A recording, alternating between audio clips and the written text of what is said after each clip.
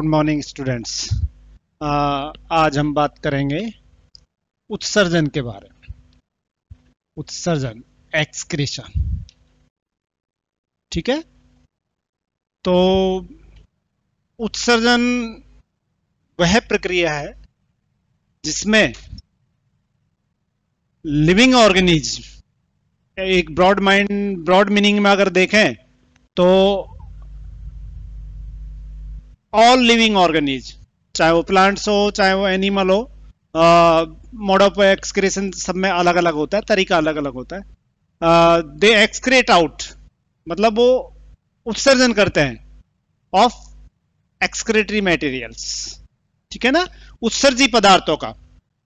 तो उत्सर्जन की अगर परिभाषित करें तो उत्सर्जन वह प्रक्रिया है जिसमें वेस्ट मटेरियल, अपशिष्ट पदार्थ होते हैं, उनको शरीर से बाहर निकाला जाता है। इन केस ऑफ एनिमल्स के बारे में अगर बात करें तो बॉडी के बाहर निकालने की जो प्रक्रिया है उत्सर्जी पदार्थों की, वो उत्सर्जन कहलाएगी। अब उत्सर्जन की जो प्रक्रिया है, हम जानते हैं कि जैसे ह्यूमन बीइंग की अगर बात करें तो वेल डेवलप्ड एक्सक्रेटरी सिस्टम पाया जाता है, जो कि एक्सक्रेटरी ऑर्गन से मिलकर बना हुआ होता है। एक्सक्रेटरी ऑर्गन की अगर बात करें तो हमारे केस में किडनी जो होती हैं वो चीफ एक्सक्रेटरी ऑर्गन होते हैं, मींस मुख्य उत्सर्जी अंग होते हैं। और उसके अलावा यूरेटर है, यूरिनरी ब्लैडर है, यूरिथ्रा है, ये सब मिलकर और एक एक्सक्रेटरी सिस्टम बनाते हैं जो बॉडी के अंदर से एक्सक्रेटरी प्रोडक्ट होते हैं उनको बाहर निकालने का काम करते हैं। तो ये तो गए मुख्य उत्सर्जी अंग। ठीक है, उसके अलावा मुख्य उत्सर्जी अंगों के अलावा और बहुत सारे शरीर में इस प्रकार के अंग हैं जो किसी न किसी रूप में, चाहे वो गैसेस की फॉर्म में हो, चाहे वो लिक्विड फॉर्म में हो, चाहे वो वेपर, मतलब किसी न किसी फॉर्म में बॉडी से अपशिष्ट पदार्थों को बाहर निकालने का काम करते हैं। तो उनको अपन कहते हैं सहायक उत्सर्जी अंग। ठीक है ना, तो इस प्रकार से अगर है ना हम अपने लिविंग ऑर्गेनिज्म की बात करें, लिविंग ऑर्गेनिज्म का अगर बात करें तो वो जीवों के बारे में होता है। जीव सभी होते हैं, पौधे होते हैं, प्राणी होते हैं, उन सबको मिला के और एक शब्द माना जा सकता है जीव। ठीक है ना, तो एक दिमाग में बात आएगी कि पौधे किस प्रकार से उत्सर्जन करते हैं। तो पौधे जो होते हैं ना, एक जनरल डिस्कशन है कि पौधे जो होते हैं वो पतझड़ के दौरान अपनी पत्तियां गिराते हैं। देखा होगा ना आप लोगों ने, पत्तियां गिराते हैं। किसी भी तने को आप देखना, उसमें से छाल निकल रही होती है, मोटे मोटे ऐसे करके उसमें से चीजें गिर रही होती हैं। तो और जैसे गम का निकलना, गोंद का निकलना, ये भी अपने आप में उत्सर्जन का एक तरीका है। ठीक है, पत्तियों का गिरना, छाल का निकलना, गोंद का निकलना, उसके अलावा और बहुत सारी चीजों का गिरना, प्लांट से अलग होना, वो उत्सर्जन का एक तरीका है। तो वो भी एक लिविंग ऑर्गेनिज्म है, जिंदा जीव है, तो वो भी उत्सर्जन करेगा, लेकिन उसमें मोड ऑफ एक्सक्रेशन इस प्रकार से होगा कि पत्तियों का झड़ना, छाल का निकलना, ये सब। लेकिन हमारे केस में, प्राणियों के केस में अगर देखें तो बहुत सारे तरीके हैं जिसके द्वारा उत्सर्जन होता है। ठीक है, अब सबसे पहले बात यह आती है कि कौन कौन से वो पदार्थ हैं जो वेस्ट मटेरियल है, बॉडी के लिए वेस्ट मटेरियल। तो वो सभी अलग अलग एनिमल्स में अलग अलग तरीके से होते हैं। जैसे अगर बात करें अपन शुरू से अगर बात करें, जैसे कॉर्डेट्स के केस में फिशेज है, एम्फीबियंस है, रेप्टाइल्स है, रेप्टाइल्स के बाद में एवीज है, मैमल्स है, इस प्रकार से फाइलम क्लासेज है। इन क्लासों के बारे में अगर बात करें तो जितने भी सुपर क्लास स्पीसीज के जो एनिमल है, सुपर क्लास स्पीसीज के जितने भी एनिमल हैं वो क्या होती हैं, सारी फिश होती हैं।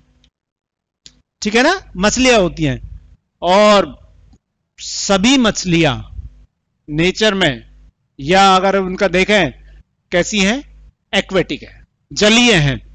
जल कोई सा भी हो सकता है, समुद्री पानी हो सकता है, या किसी तालाब का, किसी पोखर का पानी हो सकता है, तो स्वच्छ जल हो सकता है। तो जितनी भी मछलियां हैं वो जलीय हैं, और उनमें मुख्य रूप से जो अमोनिया होता है, वो ammonia excretory, chief excretory product है मुख्य उत्सर्जी पदार्थ है या वेस्ट मटेरियल है जिसको बॉडी से बाहर निकालते हैं। एक्चुअली अमोनिया बनता कहां से है? जो भी एनिमल है वो अपनी डाइट में प्रोटीन लेते हैं, ठीक है ना, और प्रोटीन किसके बने हुए होते हैं? एमिनो एसिड के। तो एमिनो, क्योंकि है ना, किसी भी प्रोटीन को अगर केमिकली अगर आप जानो तो उसको कहते हैं पॉलीपेप्टाइड चेन। पॉली का मतलब बहुत ज्यादा, पेप्टाइड का मतलब वही एमिनो एसिड, और चेन का मतलब श्रृंखला। ऐसी श्रृंखला जो बहुत सारे एमिनो एसिड के जुड़ने से बनी है, ठीक है ना, उनके बीच में पेप्टाइड बॉन्ड बन जाते हैं और उन पेप्टाइड बॉन्ड से वो जुड़ के और एक चेन बना लेती है और वो एक प्रोटीन का रूप ले लेती है।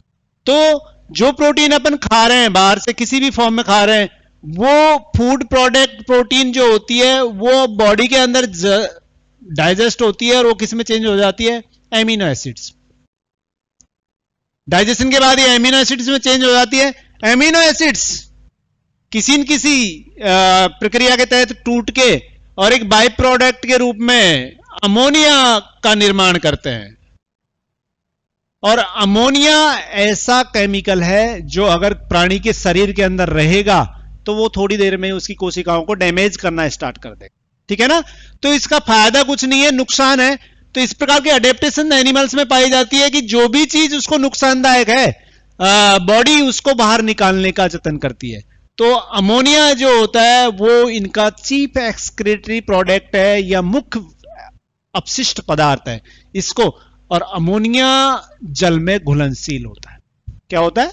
जल में घुलनशील होता है। तो मछलियां जितनी भी होती हैं वो जल में रहती हैं और अमोनिया के बाद ये जल में घुल जाता है, ठीक है। उसके अलावा अमोनिया के बाद अगर देखें कुछ एनिमल्स में यूरिक एसिड, जैसे अगर बात करें आप रेप्टाइल्स की या बर्ड्स की, सरीसृप जैसे छिपकली है, छिपकली तो आपने देखी होगी। कभी कोई पक्षी या छिपकली की बीट देखना आप, उसका जो वेस्ट मटेरियल है ना उसको देखना। उस वेस्ट मटेरियल में आप पाओगे कि वो इस प्रकार से अगर वेस्ट मटेरियल है इस शेप में तो उसका ये हिस्सा ऐसे करके व्हाइटिश टिप के रूप में होता है, जबकि बाकी का बचा हुआ होता है वो ब्लैक होता है। ये ब्लैक उसका पार्ट है अनडाइजेस्टेड फूड का, जबकि यहां पर जो ये व्हाइटिश मटेरियल है ये एक्चुअली यूरिक एसिड है। क्या है? यूरिक एसिड, जो कि उसकी किडनीज के द्वारा उसको, क्योंकि ये जो प्राणी होते हैं इनमें पानी कम पीते हैं तो ऐसी एडेप्टेशन पाई जाती है कि पानी को रीएब्जॉर्ब कर करके और वो किसको, जो यूरिया होता है उसको यूरिक एसिड में चेंज कर देते हैं। तो ये यूरिक एसिड व्हाइटिश मटेरियल के रूप में इनकी बॉडी से बाहर निकलता है। क्लोएका के थ्रू ये आपको दिखेगा कि ये व्हाइटिश पार्ट होता है, ये ब्लैक पार्ट होता है। जो ब्लैक पार्ट होता है वो अनडाइजेस्टेड फूड होता है और ये व्हाइटिश पार्ट होता है ये यूरिक एसिड होता है। तो ये बेसिकली रेप्टाइल्स और एविज के केस में देखने को मिलेगा। अगर बात करें मैमल्स की अगर बात करें हमारे केस में, या जितने भी स्तनधारी हैं, मैमेलिया जो क्लास है उसके एनिमल्स में basically urea chief excretory product है। मैं बार बार एक ही शब्द यूज कर रहा हूं, चीफ एक्सक्रीटरी प्रोडक्ट, मुख्य उत्सर्जी पदार्थ या मुख्य अपशिष्ट पदार्थ। मतलब बॉडी किडनी के द्वारा जो बाहर निकाला जाता है या एक्सक्रीटरी सिस्टम के द्वारा जो बाहर निकाला जाता है उसमें से मुख्य कौन है? ये यूरिया। तो यूरिया जितने भी मैमल्स हैं उनके केस में बॉडी से बाहर निकलेगा वो वेस्ट मटेरियल क्या है? यूरिया, ठीक है। तो जो जलीय प्राणी है उनमें अमोनिया, जो स्थलीय है उनमें यूरिक एसिड के रूप में, किसमें? एविज में और बर्ड्स में, और हमारे केस में यूरिया, ठीक है। तो इस प्रकार से तीन मुख्य हो जाते हैं। उसके अलावा एक जानकारी के लिए याद रखना कि कुछ एनिमल्स में एमिनो एसिड वैसे तो लाभदायक है, प्रोटीन बनाने के लिए काम आते हैं, लेकिन जैसे अर्थवर्म है, केंचुआ आपने सुना होगा। केंचुआ एक ऐसा प्राणी है, एक उदाहरण बता रहा हूं आपको, जिसमें एमिनो एसिड वेस्ट मेटल के लिए रूप में बाहर निकलता है, ठीक है ना। अपशिष्ट पदार्थ क्या है उसका? एमिनो एसिड, ठीक है। तो ये एक चौथा प्रोडक्ट हो जाएगा इस प्रकार से। तो जितने भी एनिमल्स हैं उन एनिमल्स को अगर अपन देखें तो इस अपशिष्ट पदार्थ के हिसाब से 4 कैटेगरी में बांटा जा सकता है। कितनी कैटेगरी में बांटा जा सकता है? 4 में। तो पहला हो जाएगा अमोनोटेलिक,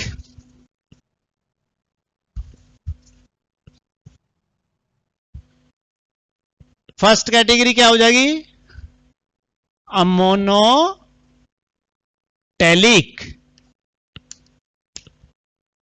और दूसरा है, इसका एक नाम देंगे अपन अमोनोटेलीज। मैं आपको बताऊंगा कि ये यहां मैंने क्यों लिखा है। दूसरी कैटेगरी हो जाएगी जिसमें यूरिक एसिड बाहर निकलेगा, तो ये हो जाएंगे यूरिकोटेलिक। तीसरी कैटेगरी हो जाएगी जिनमें यूरिया, वो हो जाएंगे यूरियोटेलिक। और चौथी जो अपने अर्थवर्म के बारे में बात की थी, एमिनो एसिड के तो रूप में बाहर निकलता है, तो उसको बोलेंगे आप एमाइनोटेलिक। एमाइनो और अमोनो दोनों में कंफ्यूज मत होना, एमाइनो का मतलब एमिनो एसिड है, ठीक है। और इन सब के पीछे अगर टेलीज में लगा लो आप यहां पर यूरिकोटेलीज, उसके बाद यूरियोटेलीज, ठीक है, उसके बाद एमाइनोटेलीज।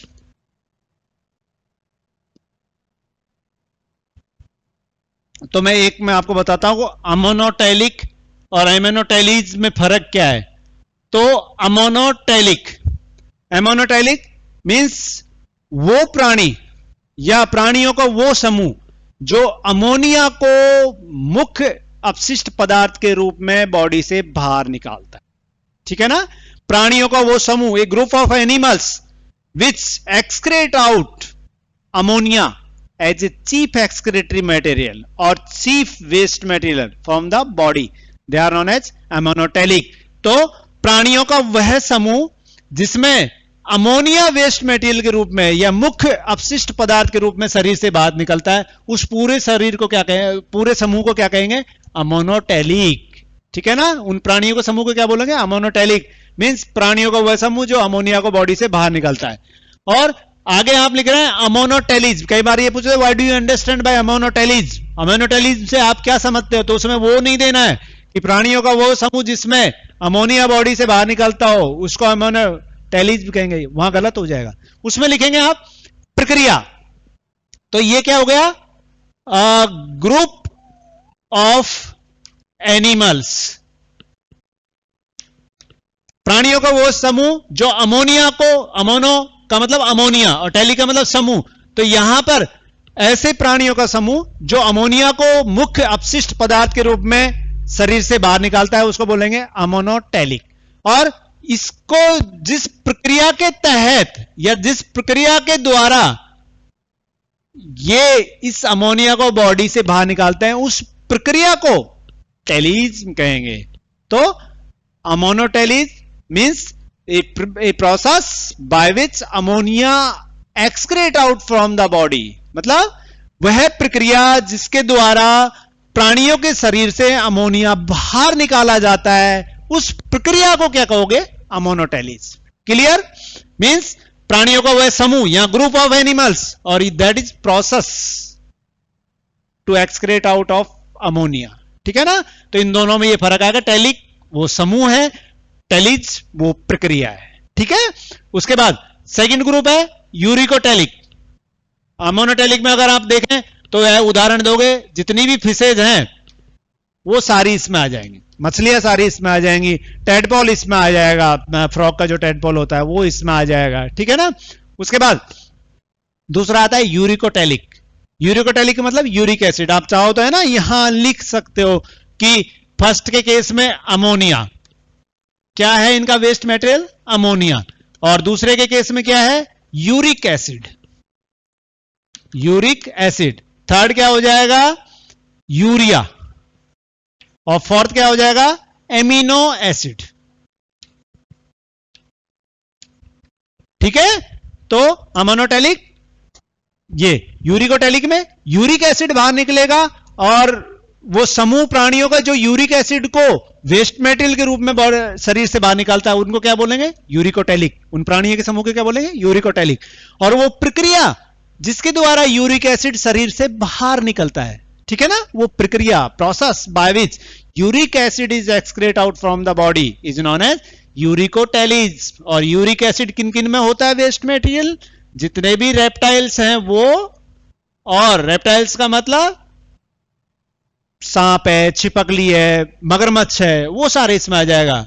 एंड एविज, एविज का मतलब बर्ड्स, इनके केस में, दोनों ही केस में आप ध्यान रखना पानी का बहुत कम सेवन ये लोग करते हैं, इसलिए इनमें सब मॉडिफिकेशन है, ऐसा अपडेटेशन है बॉडी में कि यूरिया से पानी को निकाल लिया जाता है ताकि वो यूरिक एसिड में चेंज हो जाए और उस पानी को शरीर में काम ले लिया जाता है। तो इस प्रकार से तीसरा जो समूह आता है यो होता है यूरियोटेलिक। यूरियोटेलिक जो कि स्तनधारियों के केस में है, यूरिया को शरीर से बाहर निकालते हैं अपन लोग। किडनी क्या काम करती है? यूरिया को यूरिन के थ्रू बॉडी से बाहर निकालते हैं। तो प्राणियों का वह समूह जो यूरिया को वेस्ट मेटेरियल या अपशिष्ट पदार्थ के रूप में शरीर से बाहर निकालता हो, या चीफ एक्सक्रीटरी प्रोडक्ट क्या है? यूरिया। तो वो समूह क्या कराएगा? यूरियोटेलिक। प्राणियों का वो समूह क्या कराएगा? यूरियोटेलिक। और वो प्रक्रिया जिसके द्वारा यूरिया बॉडी से बाहर है, यूरियोटेलिज। ऐसे ही एमिनोटेलिक, एमाइनोटेलिक, एमाइनोटेलिक में एमिनो एसिड, और एमिनो एसिड में आपको क्या बताया था इसके केस में? उदाहरण क्या बताया था? आप याद रखना, आर्थ्रोवर्म। ये एक्सेप्शन है कि वो एमिनो एसिड, जबकि और एनिमल्स के लिए बेनिफिशियल है। एमिनो एसिड बॉडी में जरूरी है। प्रोटीन जो होते हैं एमिनो एसिड से ही तो मिलके बने होते हैं। प्रोटीन जब अपन खाते हैं, दाल है, अंडा है, मांस है, ये सब जब खाते हैं तो ये प्रोटीन के बने होते हैं। दूध, ये सब जब डाइजेस्ट होते हैं तो किस में चेंज हो जाएंगे? एमिनो एसिड्स में। लेकिन आर्थ्रोवर्म में इस प्रकार की प्रक्रिया पाई जाती है कि वो वेस्ट मेटेरियल के रूप में एमिनो एसिड को बॉडी से बाहर निकालता है। तो एमिनोटेलिक ऐसे प्राणी जो अमीनो एसिड को बॉडी से अपशिष्ट पदार्थ के रूप में बाहर, और वो प्रक्रिया जिसके द्वारा अमीनो एसिड बॉडी से बाहर निकलता हो। तो इस प्रकार से ये जितने भी एनिमल्स यहां पर हैं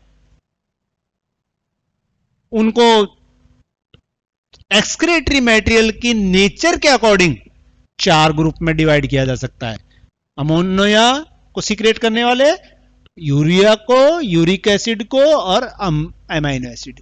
ठीक है, 4 प्रकार के ग्रुप में। तो उसको अमोनोटेलिक, यूरियोटेलिक, यूरिकोटेलिक और एमाइनोटेलिक। ठीक है ना। और प्रक्रिया क्या कहलाएगी? टेलीज। ये तो हो गई मुख्य बात।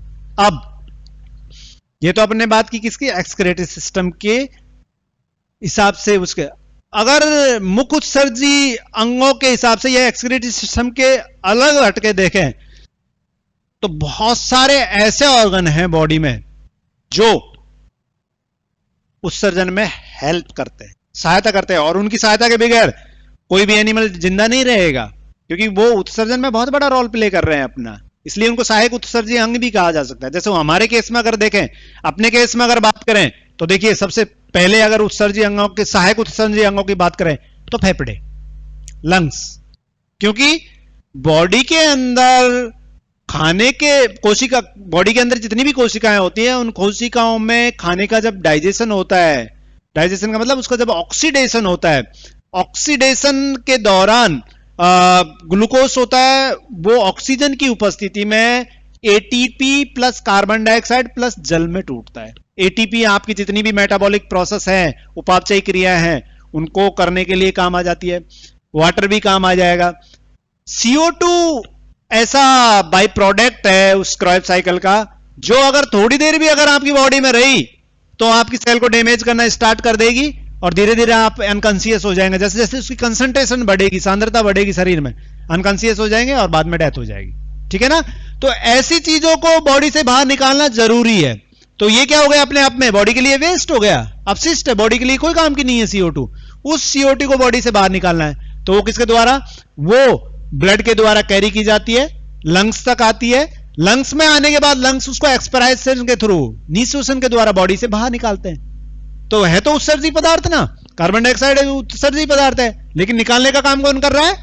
लंग्स। तो वो क्या है? सहायक उत्सर्जी अंग। ऐसे ही बॉडी के अंदर बहुत सारी सेल्स होती हैं, टाइम टू टाइम उनकी डेथ होती रहती है। जैसे कि आप जानते हो RBC है, 120 दिन का लाइफ साइकिल है, या और बहुत सारी जैसे WBC है, ये सब कोशिकाएं या कोई भी कोशिकाएं टूटती हैं, या जो भी, वो कोशिकाएं कहां जाती हैं? अपनी लीवर में। और लीवर में जाके उसमें से जितनी भी बेनिफिशियल चीजें हैं उनको निकाल के, और जहां संबंधित ऑर्गन है उसको भेज दिया जाता है, और जो वेस्ट होती है उनको इंटेस्टाइन में भेज दिया जाता है। तो लीवर भी अपने आप में सहायक उत्सर्जन है। उसके अलावा अगर देखें तो मेन जो सहायक उत्सर्जक अंगों में एक है आपकी स्किन, त्वचा। त्वचा में बहुत सारी श्वेत ग्रंथियां पाई जाती है, स्वेट ग्लैंड्स पाई जाती हैं। उन स्वेट ग्लैंड से जब जब भी आप कोई काम करते हो पसीने आते रहते हैं, उन पसीनों के थ्रू एक्सेस अमाउंट में जो मिनरल्स होते हैं, साल्ट होते हैं, वो बॉडी से बाहर निकलते रहते हैं। उसके अलावा आंख में पाई जाने वाली लैक्रिमल ग्लैंड्स, आप जब भी कोई है ना, थोड़ा सा भी कचरा आपकी आंख में चला जाता है, फट से आंसू आ जाते हैं। आंसू क्या है? वो वेस्ट प्रोडक्ट है, वो बॉडी के अंदर से अपने वेस्ट प्रोडक्ट को बाहर निकालता है। कई बार आप जो सो के सुबह जगते हो तो बहुत सारा कचरा आपकी आंख के आसपास इकट्ठा रहता है। वो ऐसे ही कान में जो सीबासियस ग्लैंड्स पाई जाती हैं, सीबम जो बनता है, वो भी वेस्ट प्रोडक्ट है। तो ये कहां? स्किन के द्वारा हो रहा है सारा। हेयर्स है, नेल्स है, सारे क्या है? स्किन के डेरिवेटिव्स है। और ये जो नेल है ना, आप ऊपर से ऐसे नेल काटते हो, दर्द नहीं होता क्योंकि नॉन लिविंग है, वेस्ट है वो बॉडी के लिए। तो ये सब चीजें किसकी डेरिवेटिव है? स्किन की। तो स्किन अपने आप में एक बहुत बड़ा सहायक उत्सर्जक अंग है। तो इस प्रकार से शरीर में इंटेस्टाइन की अगर बात करें, जितने भी खाना आप खाते हो उसका डाइजेशन इंटेस्टाइन के अंदर होता है, उसका पाचन होने के बाद उसका अवशोषण होता है। अवशोषण पाचन होने के बाद जो बचा हुआ प्रोडक्ट है वो अनडाइजेस्टेड फूड मटेरियल या वेस्ट मटेरियल है, उसको टाइम टू टाइम बॉडी से बाहर कौन निकालता है? इंटेस्टाइन। तो इंटेस्टाइन भी अपने आप में एक बहुत बड़ा सहायक उत्सर्जक अंग है। तो इस प्रकार से बॉडी में मुख्य उत्सर्जक अंगों के अलावा सहायक उत्सर्जक अंग पाए जाते हैं। Thank you and have a nice day.